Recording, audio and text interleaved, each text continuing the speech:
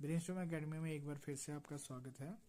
देखिए, ये वीडियो मैं स्पेशल पेपर 2 के लिए लेकर आया हूँ और पेपर 2 जो यूजीसी नेट का पेपर 2 है, बड़ा इंपॉर्टेंट होता है। और मैं खुद एजुकेशन के साथ जुड़ा हुआ हूँ, मेरी डॉक्टरेट एजुकेशन के साथ जुड़ी है।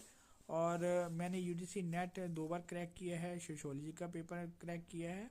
ये 3 पेपर मैंने क्रैक किए और मेरा जो एक्सपीरियंस जो रहा है, उस वक्त मैं कहाँ से वीडियोस देखता था, मैं कहाँ से मोटिवेशन लेता था, ये सारा कुछ मैं आने वाली वीडियोस में बताता रहूँगा आपको। आप मेरे ब्रेनस्टॉर्मिंग एकेडमी में कभी भी फ़ोन करके मेरे से मेरा एक्सपीरियंस ले सकते हो। मैं आपको फ्री गाइडेंस दूंगा कि पेपर कैसे क्रैक करना है। स्पेशल टीचर एजुकेशन के साथ मैं जुड़ा हुआ हूँ। पिछले 17-18 सालों से मैं यूनिवर्सिटी में पढ़ा रहा हूँ, कॉलेजेस में पढ़ा रहा हूँ। डिफरेंट रिसर्च पेपर मैंने पब्लिश किए हैं और स्पेशली मैंने 2-3 टूल डेवलप किए हैं जो कि आने वाले टाइम में एक स्पेशली टीचर एजुकेशन के लिए बड़े ही इम्पॉर्टेंट रहेंगे, उनके काम आएंगे। तो यूजीसी नेट हमारे लिए बहुत इम्पोर्टेंट रखता है। देखिए, जब तक आप यूजीसी नेट क्वालिफाई नहीं होते, आप कॉलेज में प्रोफेसर नहीं बन सकते। आपका जो पे स्केल है, जो यूजीसी की तरफ से डिफाइन किया गया है, उस कॉलेज या उस यूनिवर्सिटी के द्वारा डिफाइन किया गया है, वो आपको नहीं मिल पाएगा। ठीक है, तो आपको पहले यूजीसी नेट क्लियर करना पड़ेगा किसी भी सब्जेक्ट का जिसमें आप मास्टर हो, चाहे वो एजुकेशन है चाहे कोई और सब्जेक्ट है।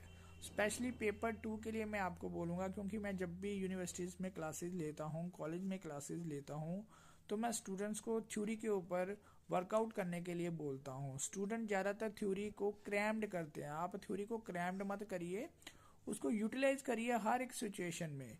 देखिए, जो यूजीसी का पेपर 2 है, वहाँ पर जितने भी क्वेश्चन आएंगे ये प्रैक्टिकल होंगे। ठीक है, कोई भी क्रैम्ड क्वेश्चन नहीं होंगे।